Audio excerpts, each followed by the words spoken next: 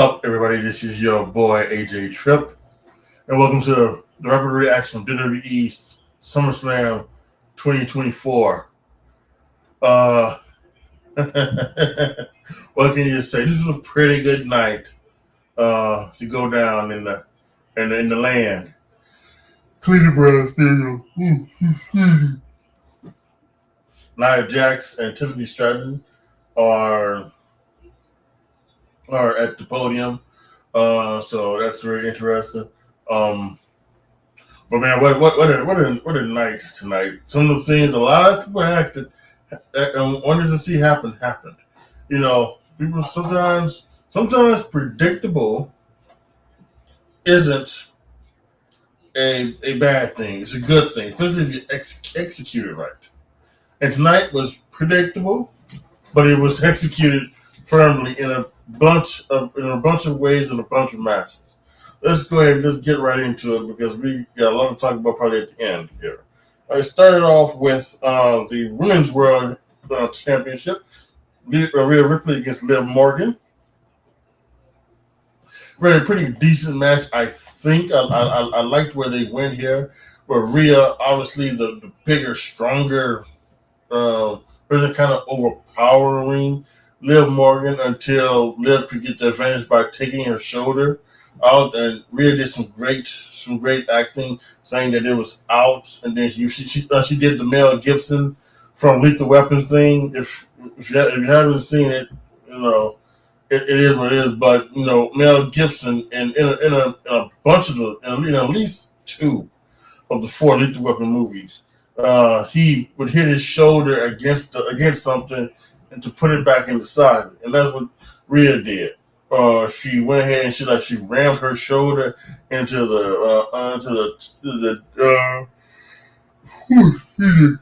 against the announce table one time, and she rammed it against the turnbuckle a few times, and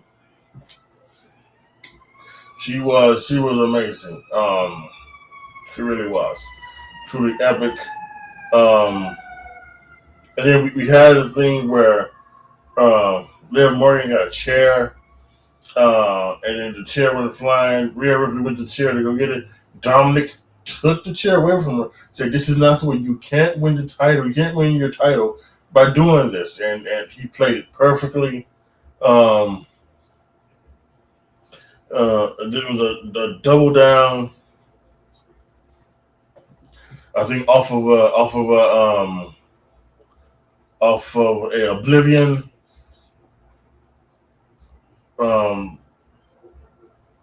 Dominic went around through the chair in the ring, went around to distract the referee, and while Rhea was standing up, staggering up against the rope, Liv Morgan used the Oblivion onto the chair to get the victory. And it was a little bit of a fuck up here because I don't know if they should have shown Dominic Mysterio after that with a little smirk on his face, because the announcers were going as if Dominic had actually screwed up and that he had been, and this is the exact same way he did this to Becky Lynch, and how Becky Lynch lost the title to Liv Morgan. So he did it again, and they were playing that over and over again. So I think them showing Dominic Mysterio after, right after it was a mistake. Because we see his smirk in the face, so we know he did it on purpose. And then Liv is there, and Rhea's in the ring, and then Dominic picks up Liv Morgan, looks at her, and kisses her in front of Mommy, and Mommy hearts break. She breaks. She can't believe it. And there we have it, the turn we saw from, a mile away coming, but was still executed perfectly. This was a really good match between those two. The story was epic. The ending was fantastic. 3 3/4 stars. Really good. We go to the back. The Judgment Day, Carlito, JD, and Finn, they're wondering what happened. Damian Priest runs in and saying, saying, "Where's the little sucker at?" And they can't figure it out. And Finn's telling him to calm down. He grabs Finn. "Did you know about this? Did you know about this?" And Finn's like, "Come on, big man. I didn't know about this." So the other three leave, and Priest is left there to get ready for his world title match. Very interesting. But IC title match is next. Braun Breaker versus Sami Zayn. Now, I have been saying that there's a possibility they could do the John Cena Brock Lesnar match. They didn't do that, but the match was short. And when you think about this was probably the match out of all of them that needed to be the shortest one. Just because, so even if you wasn't going to do a full squash, it still needed to be short because that's kind of what Braun Breaker's thing is. He needs to be able to like do it's almost a Goldberg thing. Apparently, Goldberg matches were not allowed to go anything over 12 minutes for the most part because he wasn't that particularly good in the ring. He was over as fuck, but he couldn't. But he wasn't that thing in the ring where he could do things like he could do things like matches and things like that. Although apparently the match he had done on his page at that one pay-per-view, I don't know what the one that was off the air, but it was what it was. Right now, Drew McIntyre is on the panel, and he's got the bracelet, the bracelet of CM Punk, which that came into play very weirdly tonight. It was a big part of the match for some reason. So all of I can't play any of it because it's going to be copyrighted content, so I can't play it. Even in sound form, I can't play it or anything like that. But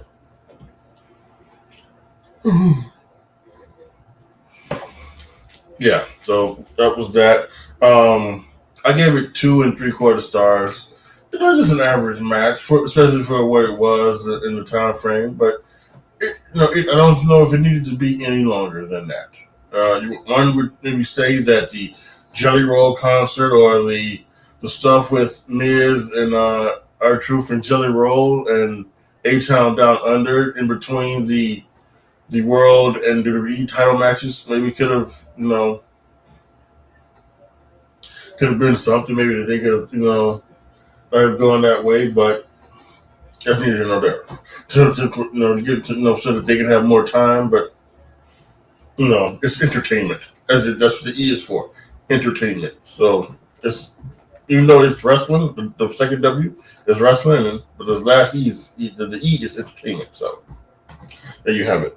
Next match is the United States title match between Logan Paul and LA Knight. Logan Paul came down with Machine Gun Kelly, who is a native Clevelander himself. He was there. He was there with his friends. Logan was dressed in the colors of the Cleveland Browns, the orange and brown. This was a pretty interesting match. They started it off right off the bat with a jump start. Fought around the ring. They finally got in the ring. Bill found the ring. They had some really good stuff with these two. I mean, I think both guys, interesting level. I think both guys are at a level that amazes me. And they were doing on a pre-show, and they were doing some good stuff. And they were talking about some good stuff. They were talking about that maybe LA Knight doesn't like Logan Paul because LA Knight took 20 years to get to the level where he is. And Logan Paul has really done it for 2 years, basically. And he's at the level that he is. And they're kind of like at the same level. They both can, you think they're going to give you everything they got and put a good match. And that's what these guys did. They went out there and had a really great entertaining match. There was one scary spot that there was a superplex that looked a little bit more snug than it should be. And Logan Paul didn't rotate as enough. Remember one of those things where he felt himself getting ready to over-rotate? which would he would have like landed on his feet, so he tried to stop himself, but he kind of caught under rotate, and it almost ended up being a super brain buster instead of a superplex. Logan Paul still, just amazing, able to do a springboard twisting moonsault to the outside, incredible. He's just got everything down. I'm telling you, if we could get this man to just, to just, maybe I would take every other week. If we could get him to do like maybe every other week, to be on SmackDown, to be on Raw, or something like that, to perform, he could get better and better, even better than he already is. So amazing. It finished. Logan Paul hit Ed Knight with some nuts given to him by MGK. He went for the, I need to call it something because it's not the buckshot lariat. The Maverick.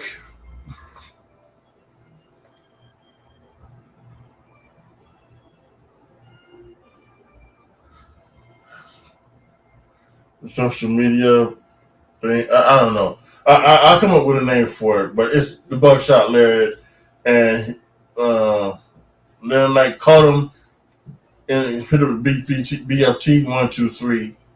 He is the winner. And the new United States Championship.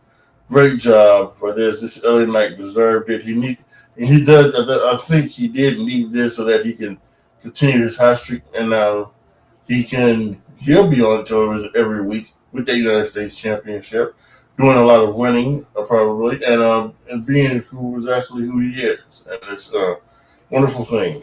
The United States Championship match, I gave 3 1/4 stars. Next was the WWE Women's Championship. This is a match between Bayley and Nia Jax. And this match was,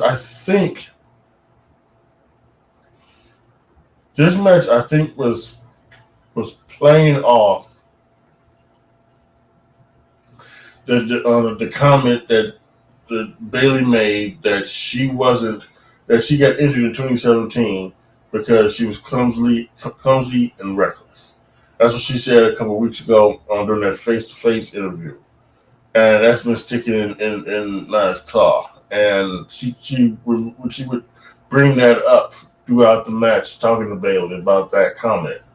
And I think it was both a work and a shoot, because I think Nia Jax did a lot of stuff that she really doesn't need to be doing.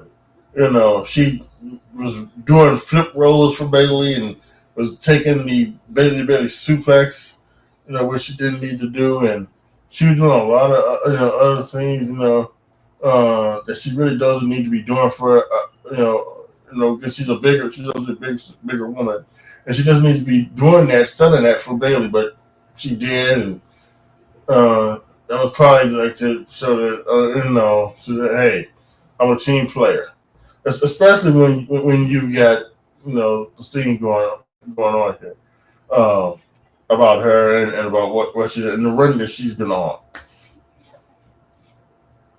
They had a great match. At some point, Tiffany Stratton came down, and it would seem to be the story was that Tiffany came down not to cash in, but to distract Bayley. Bayley, by the way, kicked out of 1 Annihilator, which was very interesting. I think for Yokozuna, I think maybe 2, possibly 3 people had ever kicked out of the Banzai drop. And that's what, and Bayley, and they did it for Bayley, so that was interesting. I think the Banzai drop, the Annihilator, is one of those moves where that you shouldn't be kicking out of that.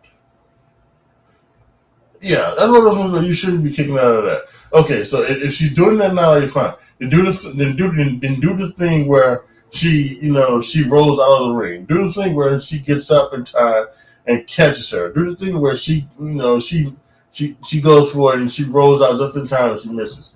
You can do all of those things, but I don't think you should be having somebody, especially Bayley. With all due respect to Bayley, but she's probably not somebody that should be kicking out of the Annihilator. That's just me.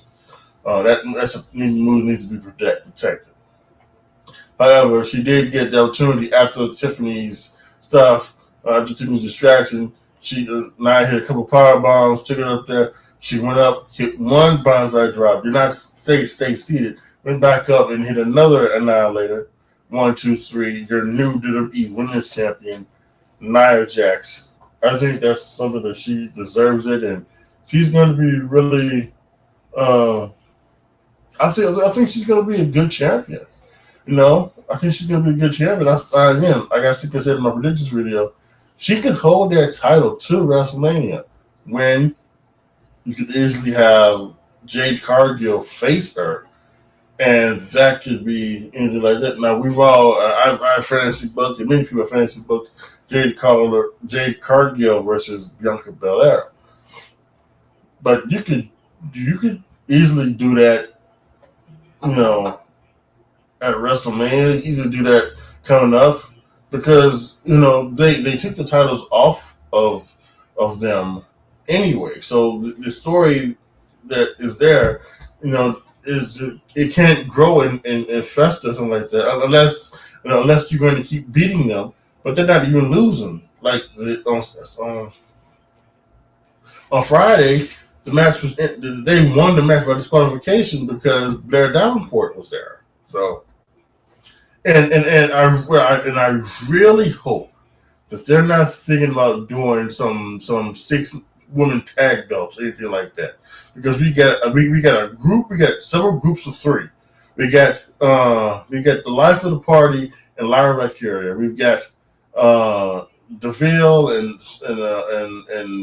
Zoe and Shayna, the whatever the hell they're calling themselves. Somebody said they call them the stud line or something like that. Whatever. Then you got Damage Control, which came back on Monday. Dakota Kai, Kairi Sane, Sky, and now here we've got we got Blair Davenport and the Unholy Union, and Bianca and Belair could hook back up with Naomi to make that 3. So I hope they're not thinking about doing 6 woman tag belts, because listen, there's enough fucking belts as it is in WWE. We don't need more. We really don't. We need to condense some of them. There. And we already got rumors of things like that. Like it's too much. It's just too fucking much. Anyway, yeah, I gave it 3.25. I gave it 3.25 stars. That was really good work by this. I understand why this was one. Nia probably wanted to show Bayley that she's improved and she is much better and much safer in the ring. I know she probably wanted to prove it also to the internet mark. She probably still hate her. And she wanted everybody to prove that she's still, that she's come back and she's a different person than a woman that injured Bayley in 2017, the woman that was in 2019, and the one who allegedly, hurt Kairi Sane to the point where, she threw her onto the stairs and started Kairi Sane. They had to stop the match because she had a gash in her head from hitting the stairs, and they sew her up. And back then, they were taping everything because they could during the pandemic, and so we didn't get to see anything like that. It went from throwing Kyrie into the thing, and then went to a shot of somebody who was absolutely shocked, like he was in shock for real, because he was seeing Kyrie bleeding all over the place. And then when they fixed it up, they got her back into the thing. She threw it in the ring and then gave her a leg drop and pinned her 1, 2, 3. But yeah, so this is a different Nia Jax, and there was, and I think it's good. Again, like I said, I think it's good to see her. I think she can have a good role with this. I would not have Tiffany Stratton actually cash in on her, especially if she's going to continue to be a heel. And even if you were going to turn Tiffany babyface, I still don't think that's the person that you cash in on. Is Nia Jax was hurt. That's just me. Next was a special guest referee match. Drew McIntyre versus CM Punk. Now, I will be honest. I was kind of disappointed to a certain extent with this match. This match was good. This match told a story, everything like that. But I did feel that this match was kind of, on the slower side, and not the kind of thing, because I think there's two different things. I think there's a thing where it's slow, where it's slow because they're trying to make things resonate, and they're trying to hold. There's a reason to why it's slow and methodical. We'll get to the match at the end of the night, the main event, which I think that's what they were doing. They was not trying to shoot their load all at once. But then there's a thing where it's slow because like they can't go a little bit faster. And that's what I was kind of worried with CM Punk. And no, I did not watch CM Punk when he was in AEW. I watched his comeback promo on like the first episode of Rampage. I watched that. I watched a little bit of his second or third comeback promo last year when they started Collision. I watched a little bit of that because I was, moving back to Chicago and somewhere in a hotel, something like that. It was the only thing on, so why not? And CM Punk was on, so I'm not watching it. But I have not seen anything in AEW. They seem to really like the Darby Allin match, the comeback match. The match here had with MJF was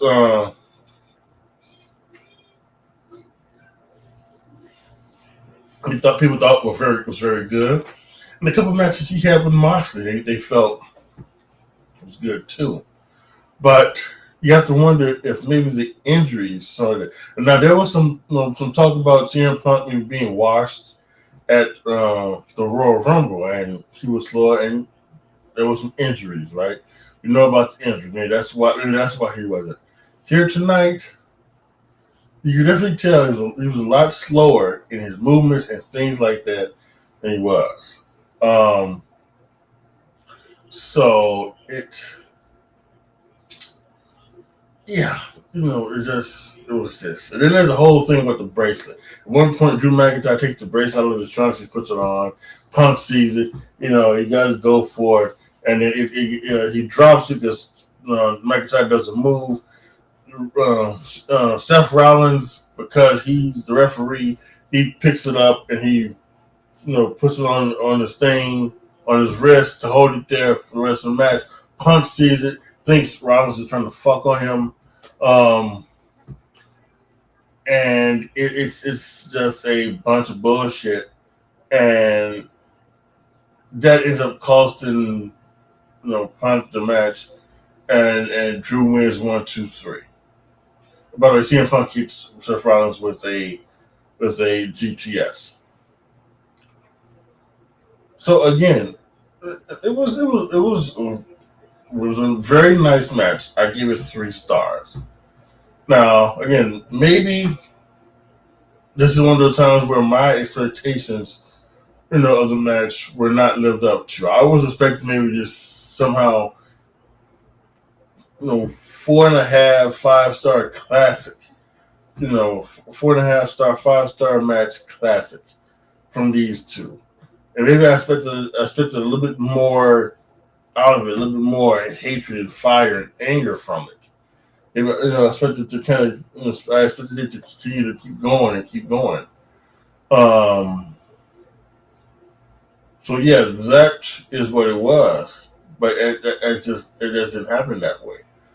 So and that is one of the things that you would worry about CM Punk coming back. Was CM Punk washed? Can CM Punk still go like he used to be able to go? We'll have to wait and see.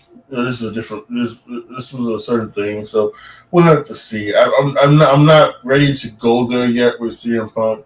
When I am, you will see me talk about it in my weekly Exotic Wrestling show. That's a shoot. For the most part, it's weekly Exotic. It hasn't been the last month or so with everything that's going on. College football game coming out. Now Madden's going to come out soon, so yeah, it's not been weekly Exotic for a while, but it will be back in September, hopefully. Or later, starting later this month, actually, with the Bash Berlin pay-per-view predictions. Once again, I have to apologize. I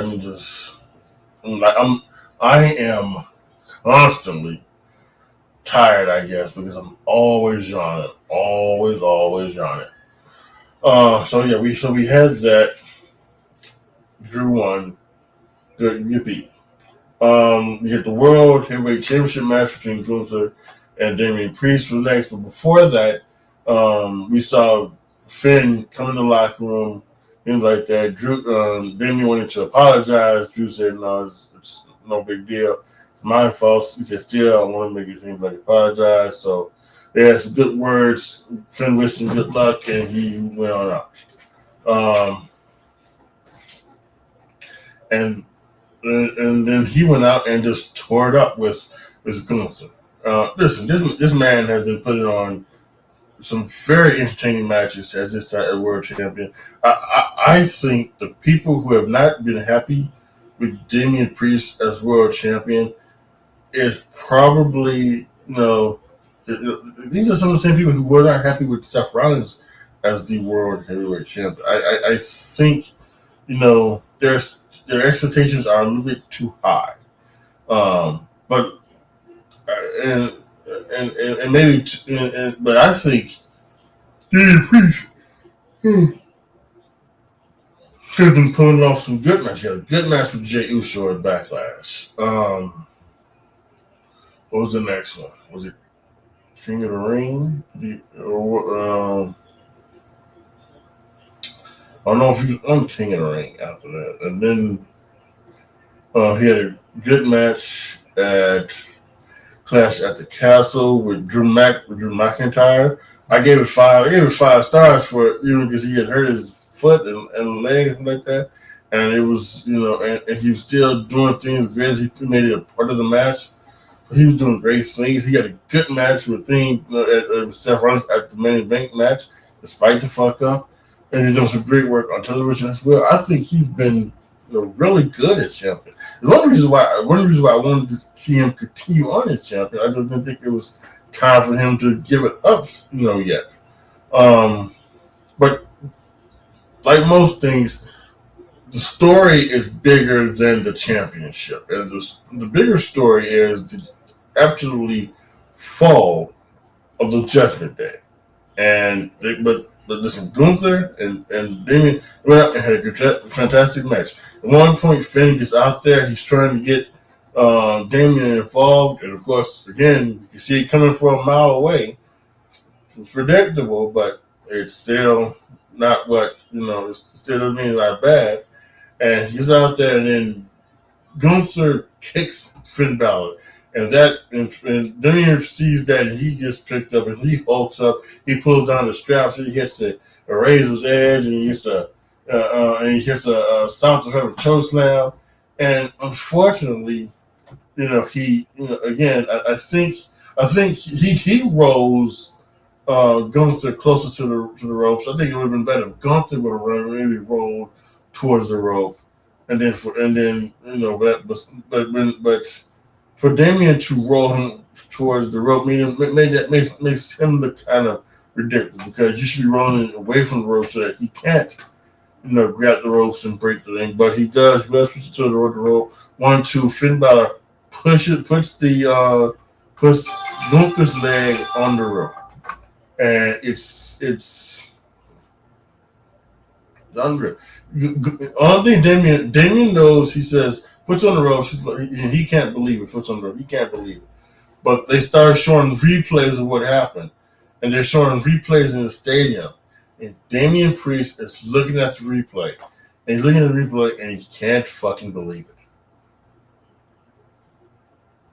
What the fuck did you do, Finn? And Finn turns around and he's got an angry, look on his face, and he tries to go after him, and Gunther stops him. He puts him into a chokehold. Damien reverses the chokehold. Which I would have loved for that to actually been the finish. Him to roll through over the chokehold, pin him 1, 2, 3, and that's how you pin Gunther that way. Because they still could have excommunicated Damian Priest out of the Judgment Day. They could have turned on Finn Balor while still having him be champion. But again, whatever. It is probably a better story for Finn to cost him the championship than maybe to wrestle for it. But anyway, he sees it.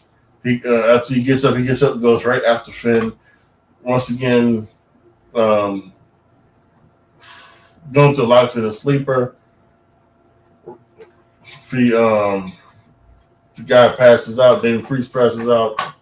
Winner and new world champion Gunther. Really fantastic match again. Like another great story. Some good finishes.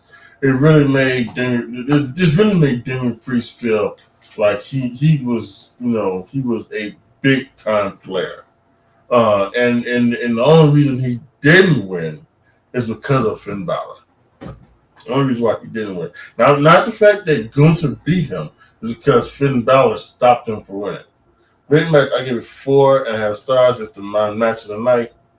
Incredible. When they go here with Gunther, I think it's interesting too, because it is one thing to have the Intercontinental Championship or the United States Championship for 606 days. Right? It is that.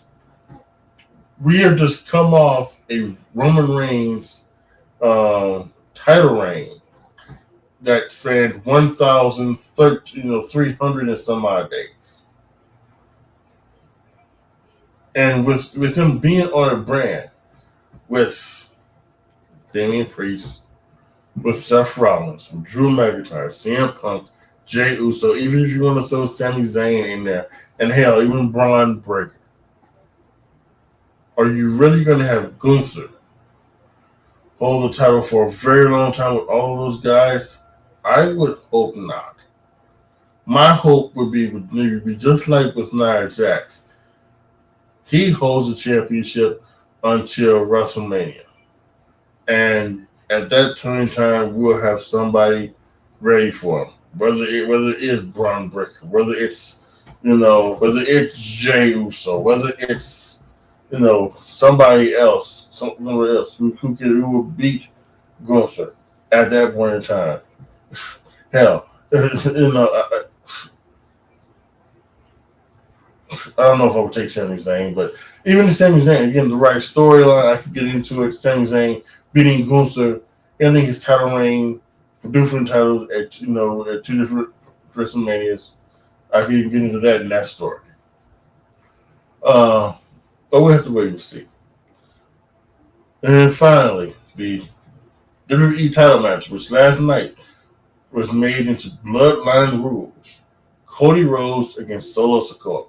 And this followed to a T the WrestleMania point, which I don't mind at all. Now, again, Solo Sikoa, at this point in his career, he's not the performer of Roman Reigns. He's not the worker of Roman Reigns. So, it's a little bit different now than it would be for Roman.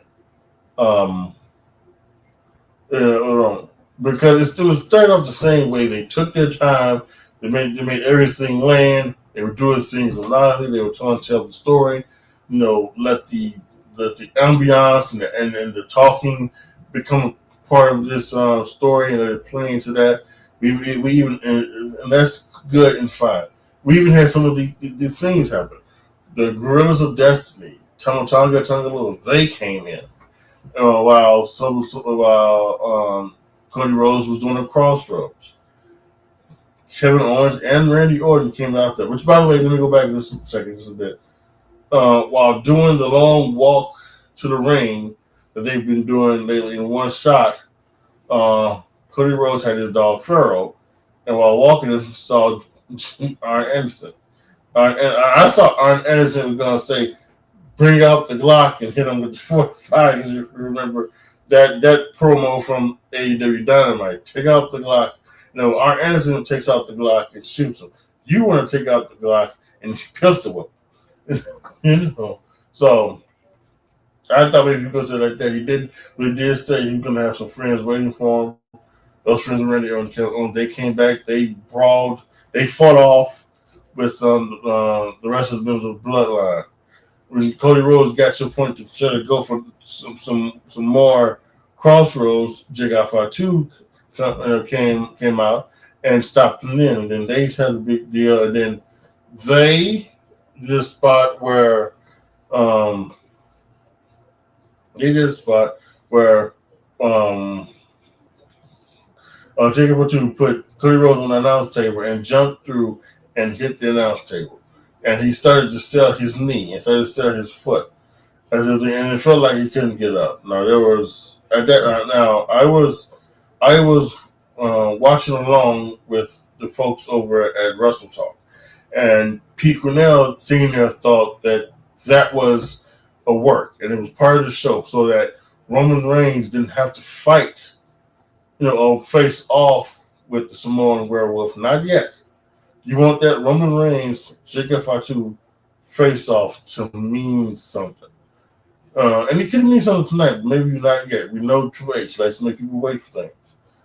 So, was that a work or not? I'll continue to find out later, so that I can quickly hear. I've been looking to my side here to think. There's been nothing talking about any type of injury, anything like that. They may Triple H may say something when his thing is coming up. I'm going to pause it then to ask when I finish this to watch that one if he hasn't come up yet. Um,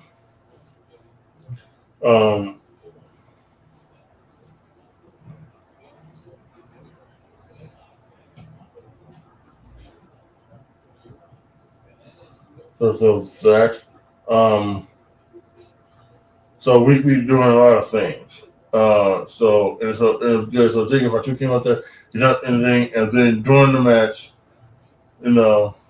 Solo went out there, get Cody Rhodes threw back in, and here came the match. The remixed version of it, which I may have to get used to it. I like the original where it's just the opera thing and the drums on the background. This one sounded like they were just drumming just to be drumming in the beginning, but Roman Reigns came out with a new shirt, OTC, Original Tribal Chief. Love it. Walked to the ring, got in the ring, quickly cocked the fist, hit Solo Sikoa with the Superman punch. It was deafening. You could hear it. Actually, was deafening. That is, they should have had the decibel meter for that. I don't know why they didn't think about that. They should have the fucking decibel meter for that. Hit him with the spear. Looked at Cody Rhodes. Gave a little smirk. Gave a couple nods. Walked away. Cody Rhodes got Solo Sikoa, hit a what seems to be fifth or sixth crossroad at that point in time. 1, 2, 3. Your winner, Cody Rhodes, retains the world championship. And he goes off the air with Cody Rhodes standing, celebrating in the ring, and Roman Reigns looking back at Cody Rhodes, and with a little smirk on his face. And then the smirk goes away. He looks down, as if to say, "I didn't want to do that to my family. That's my family. But you need to have a lesson." And so now he's back, and Roman Reigns is back, and it is better than ever. And I think we're getting ready to head down the Bloodline Civil War, story. Now, as this is where the story takes, and we'll see where that goes. I've been saying for months I wanted to do a Bloodline saga, how I would like to see it go. But again, the whole video game stuff and everything like that come out. That is something I do need to do. Like I said, the next statue shoot will be the Bash at Berlin predictions. But after that, I plan on doing, that shoot every Friday for the rest of the year, only up until the last couple of weeks for like Christmas vacation, and then the Friday, the week of Thanksgiving. I don't do anything on the week of Thanksgiving unless there is a premium live event. If there's a premium live event, then yes, there will be a thing. But I'm not sure if that I think that could be the week before, the week after actually. Week of November because they usually wait a while, but we'll wait and see. We'll wait and see. But yeah, it's I'm gonna do that at some point. What I would like to see because I have a story and I think the story has been done before, but I think that story is tremendous and could be told in this situation and be told, just as great, if not better than the one I'm thinking of that would like to see them take from. Yeah. Overall, again, Solo is not the worker that Roman Reigns is. Not yet, at least, but he's not bad like some people think he is. And, he's not anything like that. He is still good, but he's not the worker. So this couldn't be like the 5-star classic of this. This stuff, the theme song, again, it's taken from WrestleMania. It worked. I think if they wanted to, they could probably do this one more time.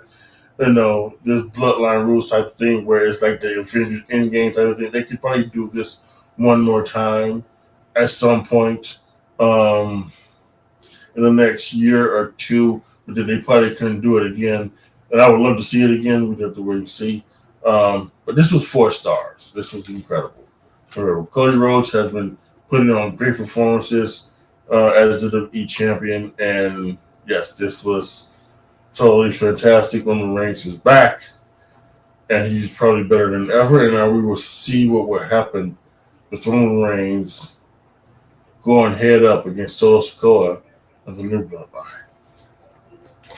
So yes, this was a great night. Nothing on here was bad. Royal Heavyweight Championship match was pretty damn good. It was a pretty darn good main event as well. But the matches were, good to very good. This was a tremendous match. This could have been a great time of all time. But sometimes that doesn't happen. You can still have a good match without, making the matches all be great.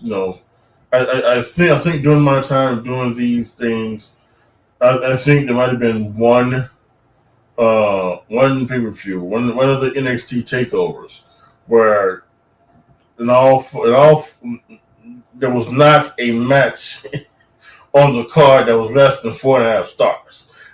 I can't go back and try to find it. I don't have any of the papers and trying to go back and find it on the video, my video archive would be. I don't think that would be fine, but I think it's out there. I think one of the NXT takeovers, where it was like that. So we'll see.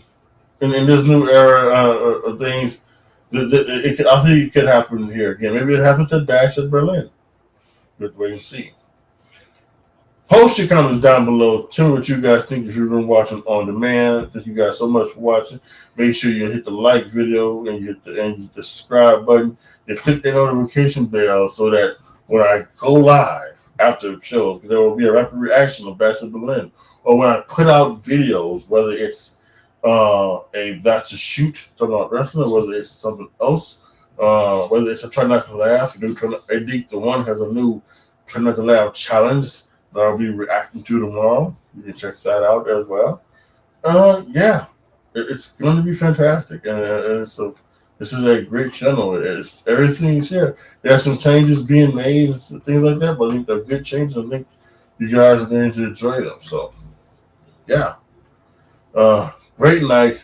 Cannot wait to Monday. It's on Sci-Fi. Everybody remember. And they've also started the promotion of SmackDown on USA and NXT on CW. So they're starting to ramp that up a lot. So yeah, it's great. The biggest star in wrestling is back, and perhaps the greatest of all time, in Roman Reigns, is back. Is back, and this is something special. Could The Rock not be too far behind? He is through finished. Apparently, he is through filming his movie. So we'll see. Thank you guys so much for watching. This is your boy AJTRIP signing off. As always, be good to each other, y'all. Be careful out there. And I am out.